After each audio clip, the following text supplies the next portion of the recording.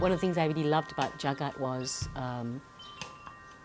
how political it was, but in a very subtle way. I mean, it wasn't about a politician, it wasn't about politics as such, but politics infuses the daily lives of all the characters in the film.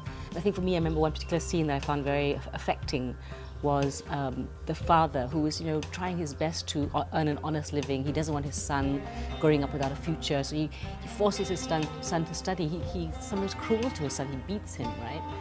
But there's a scene where his belt is broken and he's got nowhere to hold up his trousers. And his wife hands him a piece of raffia, and he's tying the raffia around into his belt loops to hold up his trousers. At the same time, the radio is on, and this film is set in the 80s. The radio's on. That's a time when Malaysia was supposedly at its boom, the big bubble. There was so much money, and the news is on, and it's reporting how good everything is. And it's talking about a policy of Dr. Mahathir. And the juxtaposition of that scene of this man with nothing, having to use a piece of raffia to hold up his trousers, juxtaposed with this false news on the radio was just brilliant. Yeah, brilliant. The acting was really incredible. The acting of the main protagonist, the young boy, I mean, so natural, so beautiful.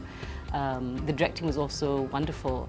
But I really liked the landscape. I think he made us see our country and the story of the landscape and of this small towns in Malaysia.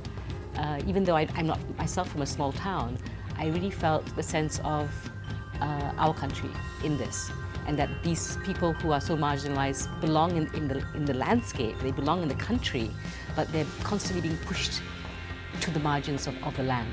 As soon as I saw the film, I immediately went on Facebook and Twitter, and I said, you have to go and watch this film. It's one of the best films I've seen made in Malaysia. When I was watching it, my heart just kept stopping in my mouth. Sometimes it was unbearable. Sometimes, yeah, sometimes you wanted to look away, but you couldn't.